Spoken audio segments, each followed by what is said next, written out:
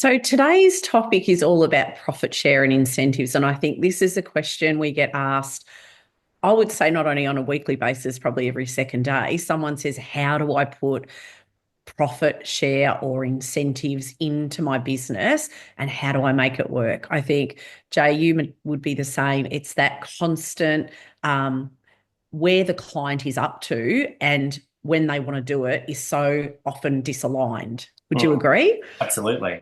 And I Mm. think, we were always taught to even refer to it as profit share because ultimately what we're talking about is targets.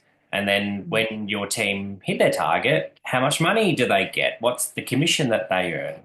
But Mm. even referring to it as profit share, which is more common used language now in the industry, is a constant reminder that you need to have a profitable business before you even think about sharing the money. Because if it ain't profitable, there's no money to share in the first place. So that's ultimately what we're going to be unpacking. Mm. And it's a big topic because I feel like as the industry's changed over the last probably 18 months, wages have gone up quite a lot. And there's often a conversation around with salon owners, if I don't give them more, they'll leave. And if I don't do this. So this can go into many pathways when we talk about profit and incentives and things like that. But it comes back to culture, doesn't it? And the culture that's in the business and again the profit that's there at the end of the day, but maybe starting with like knowing the productivity gap of the team is somewhere to start because unpacking it and just saying just give them this doesn't always work because if there is no money and you've got one team member that's making great money for you or maybe two but six don't, then we're in a deficit before we get started and that's not a good place to be for business. And I think when you go through and have a look at the gap between where a team member is and where they ultimately need to be, that's one of the shitty situations that some Yeah. business owners find themselves in is what was your scenario? Two that are smashing it and six that are not. So Mm. that may mean that the profit that those two are generating for the business is being absolutely sucked by the six that Mm. are below where they need to be. So when you look at the performance of the business as an overall, it's not profitable. So even Yeah. though these two are doing an amazing job with their performance and I'd like to think that they'd be amazing to work with. So culturally they're aligned. We still can't pay them more. But No. that's one of the And shitty realities of, well, what do I do with that person? These two people that are doing an amazing job. And I think, we always like to talk about profit share mm, at the same time as talking about incentives because you can, and even Marie mentioned before we jumped on this recording, she was Googling and researching different ways to incentivize a team that don't cost a bomb, that you can use as a tool while we're bridging that gap from where they are to becoming profitable. that's right. And maybe the listeners, maybe someone doesn't really know how to bridge the gap or also know how do you work out if they're in like what is the productivity gap? So where would we start that from, Jay, when we think about what they should be making to what they're actually making? How Yeah, would you work that out? yeah, yeah, absolutely. So just quickly before we keep on going. So far, my phone has rang and I quickly had to mute that. My dogs are having a conniption in the background and my window is open and the blinds going back and forward and knocking. So, oh, there's another dog. Oh, do you So, want to stop and start again? so I think we'll be fine, but sorry if I've been a little bit distracted and if you can hear interference in the background, or even if you're watching this on YouTube, you see interference in the background. But as I always say, Marie, I refuse to re-record an episode. I refuse. Well, we're I real, hate aren't that. we? We're Yeah. real. We're We're real. real. So, All right. yeah. So So, where would I start? So there's an old-fashioned ratio that I think is a good starting point to work from, which is when you look at a team member's gross wage, so the higher amount that it mhm. costs the business to employ that team member, if you multiply that by 3.5, it'll Yep. give you an idea of is this team member doing triple and a half their gross wage? Now, I've got a client recently that's just come on board, and when we use that as a ratio, every single one of her team members is doing 3.5 times gross wage, and the Common. business isn't profitable. The business isn't turning a profit. So when we look at the break even, say it was $15,000 a week, Yep. they're only bringing in $15,000 a week. Okay, so there's no extra money left over, even though the team that work in that business are at 3.5 times. So that golden rule of 3.5 times gross wage is just a starting point because we've got some clients that have got their team on that ratio of 3.75, 4, 4.25, Yeah. 4.5, up to 5 times gross wage because it depends on the business. Hmm. Depends on the Depends on the expense. business expenses, doesn't it? Like where your Yep. business is located. You might be in a shopping center spending, around 3,000 a week for on even just rent, compared to someone in a strip shop that might be paying 600 to 1,000. So Yep. there's no comparison business to business.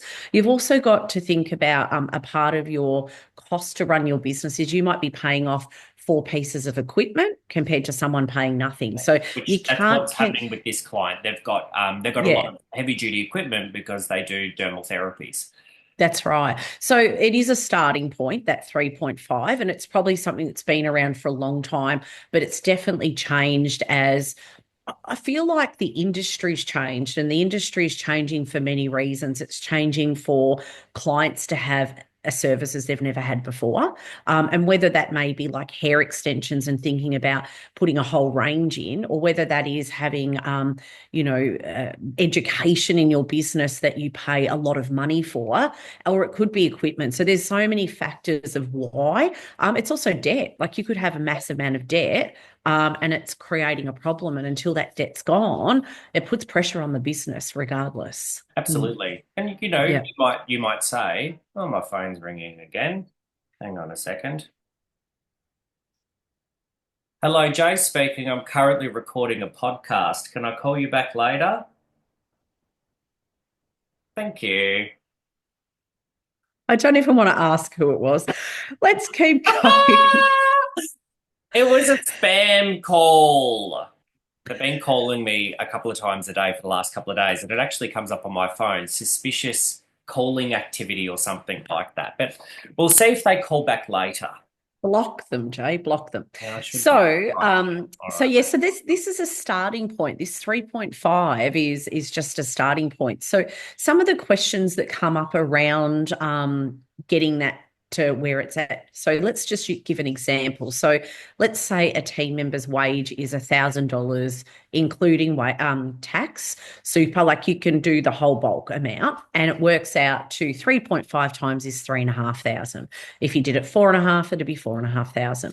Then you want to have a look at an average of what that team member's turning over a period of time when they've actively been working. So don't go 6 weeks, but they're away 2 weeks.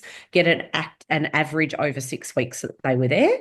Divide it by six and see what the average is a week, and then work out what the gap is. So that's working out and knowing where their productivity gap is. So they feel really clear, or you feel really clear as a business owner, and they feel clear of where they're at and where they need to go to.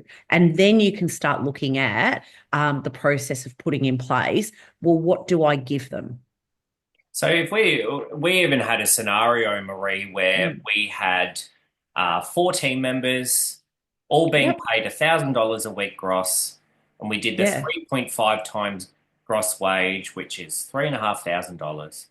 And then we did a 6 week average for every single one of those team members and worked Mm. out that they all had a $1,000 gap. Okay, Yep. so they're only bringing in 2,500, but we know that they need to be bringing in 3,500. So Mm. that means for those four team members that all have a $1,000 gap, Yep. overall, there's $4,000 a week missing. Oh. Hmm. So then what we would need to do is we'd need to go, well, if they were all hitting 3.5 times gross wage, and that gap was filled of 4,000, would that mean that my business is profitable?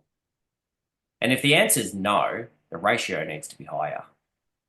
Okay. Yep. Really But good if it's analogy. absolutely, so if they were all hitting productivity and hitting 3.5 times gross wage and all pulling in an extra $1,000, we would be $4,000 above our break even, then we know what there's potentially $4,000 profit.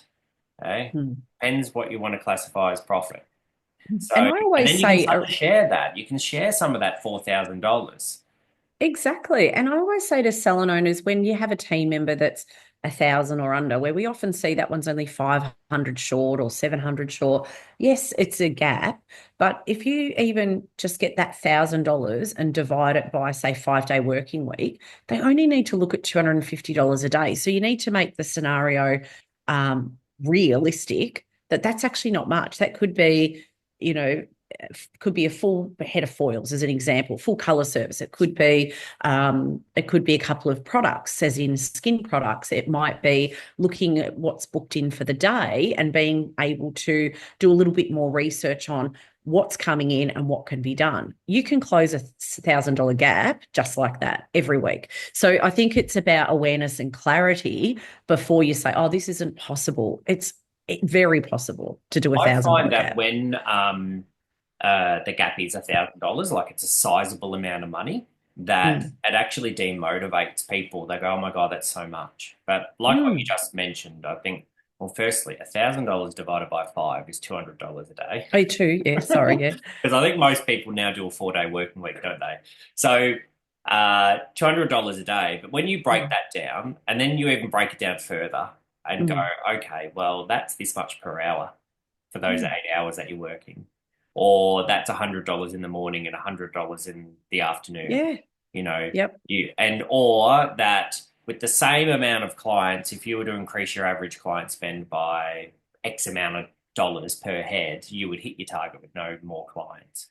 But I That's suppose right. that leads us into, well, firstly, you need to work out the gap, but the Mhm. ratio that's going to give you the gap that results in you being profitable. And Yep. if someone's not good with their numbers, they don't know what their break even is, they're not sure what their revenue numbers are, uh, they are not really clear on what profitability means, you're too early on in your growth journey of learning about numbers to do this by yourself.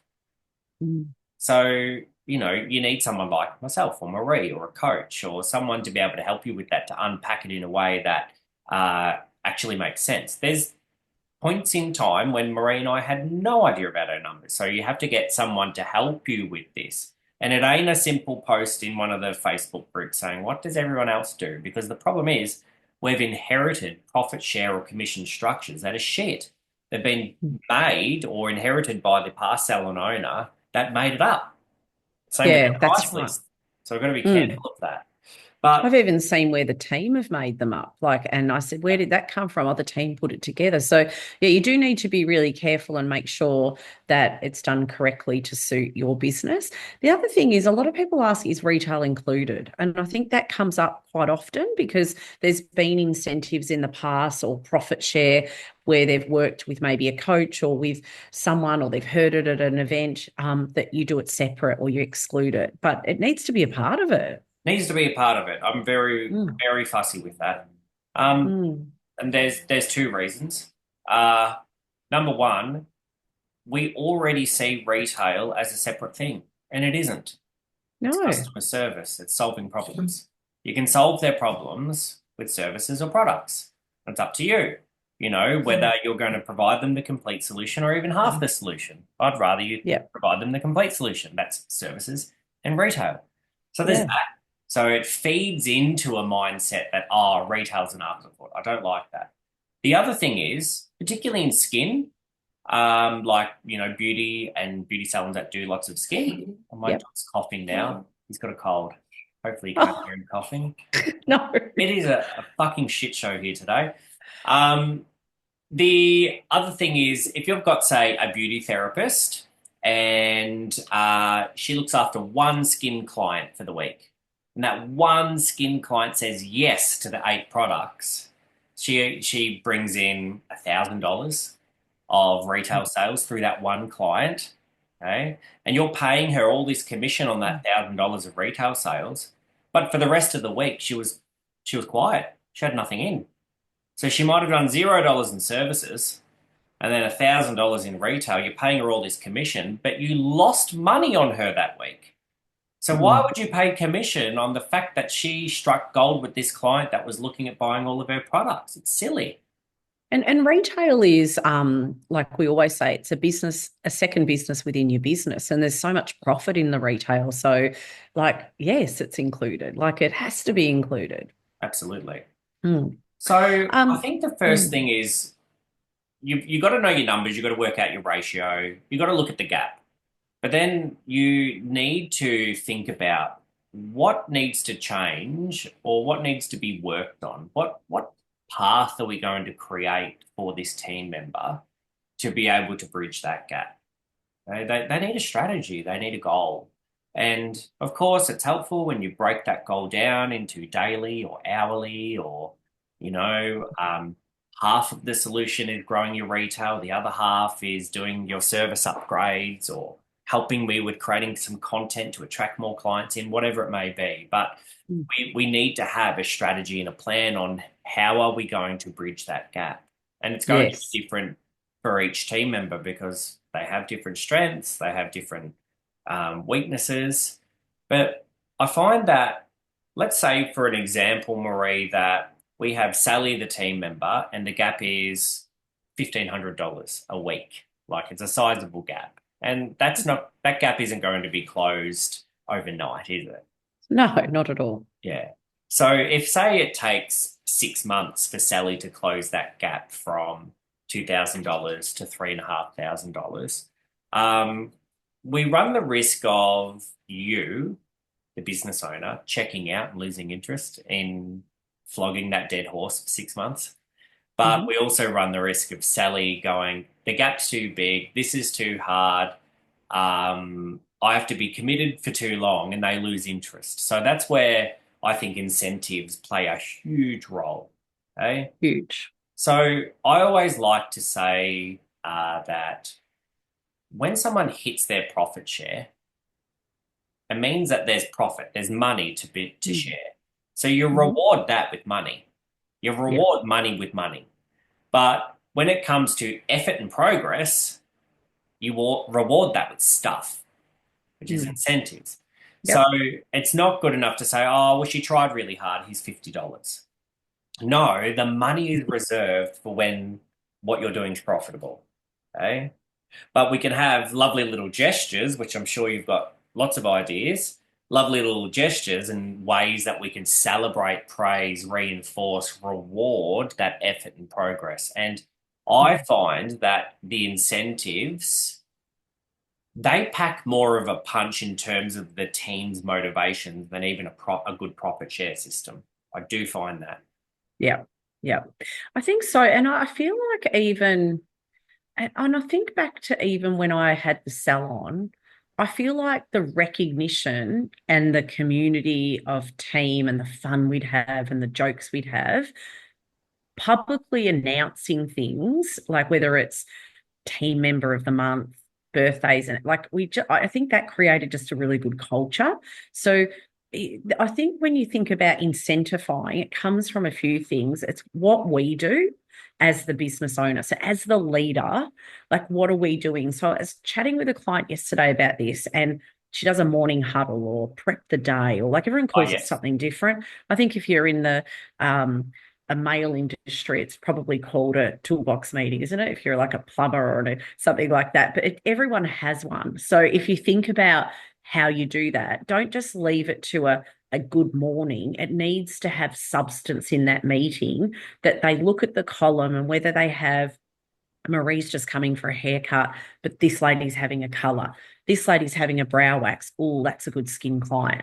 It shouldn't have that conversation. It should be every client, every time. What's the opportunity? What am I going to ask her about? Um, like, say, it's color. It might be her skin. What do they use at home in their hair? It needs to be that level of conversation, but it also needs to be what are the add-ons that we're going to talk about with that client? So if you think of three areas, just having that morning conversation, apart from what you're going to give them and recognizing them publicly, that will start filling in that void of the gap being empty, whether you're 1,500 behind or whether you're 2 or 300 behind. And if your team are hitting goals, recognition should be still number one. So you don't need to pay for that. That's just saying, thank you, well done, you've done an amazing job. From So I think, yeah, sorry, Marie, go no, for you're right.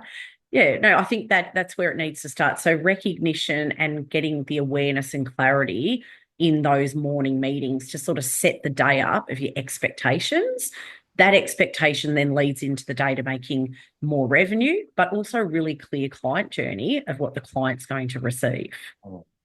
Yeah. So if you think about, and this will be a test for Marie, Oh, love a I love a test, test. love a test.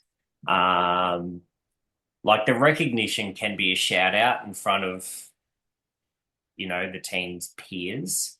Hmm. That always packs a punch.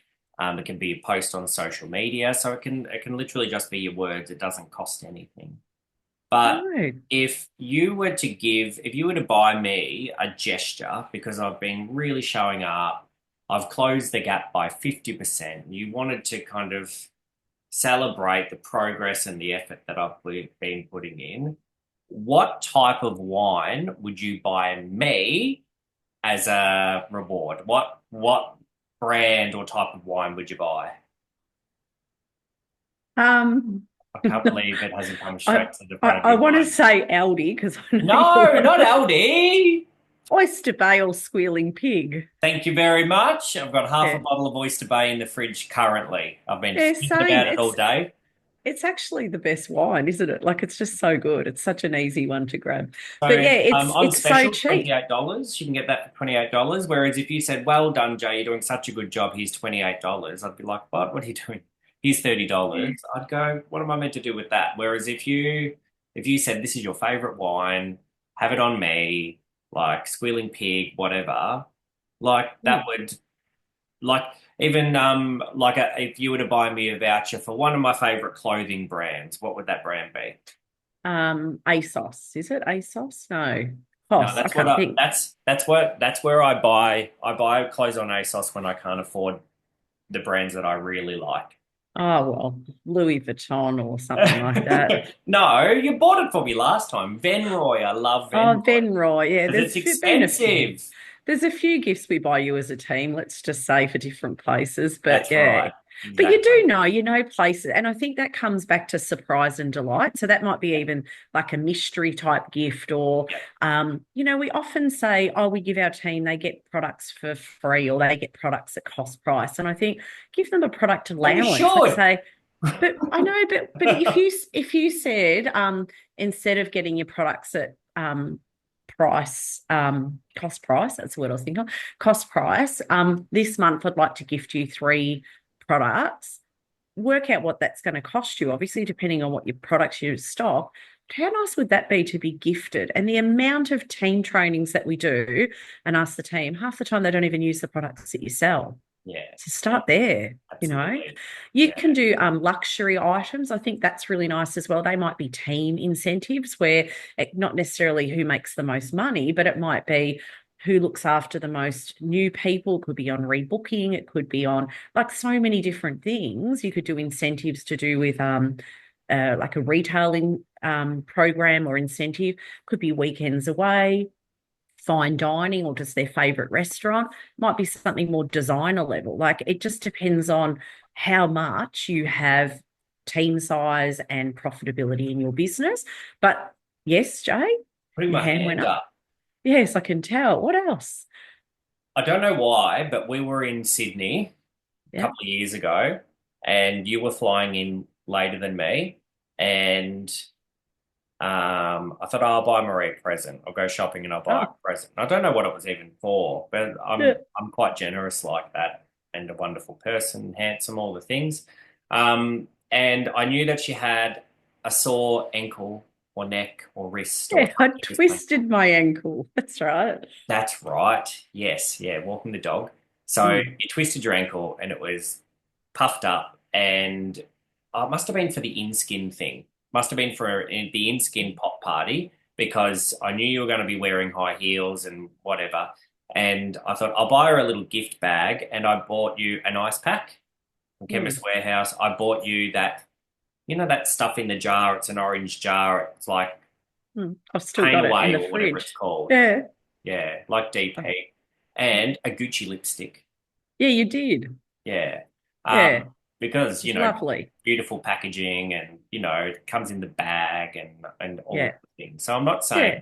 spend $60 on a lipstick, but there's things that like it could even be because if like what would an ice pack and some paint away cost? $25?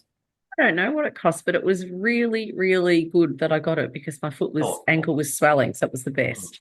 So it might even be silly. Like, and Mm. I like buying silly presents. So, like, if you said, "Oh, look, you've been putting so much effort in, I've bought you some paint away and an ice pack. How's that?" Like, you'd go, "Oh, you're a dickhead," and you'd laugh and whatever. Yeah. But it's how it makes you feel. I Yeah. think you've got to put the thought into it. How does it make you feel?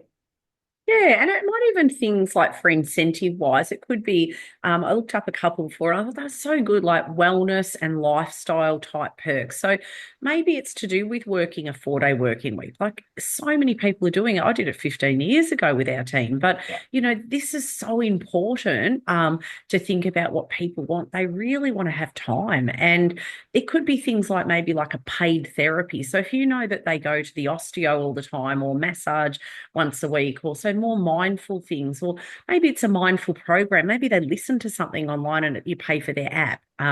It could be like a voucher or something to a spa that that's $300 to have a treatment. You give them a voucher towards it.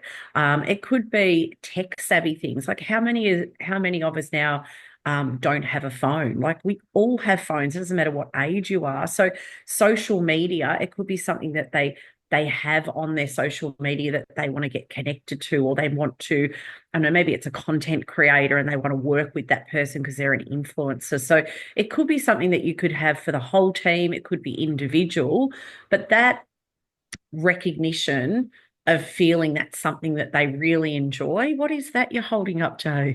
For those that are listening to the episode, I'm going to paint a picture for you.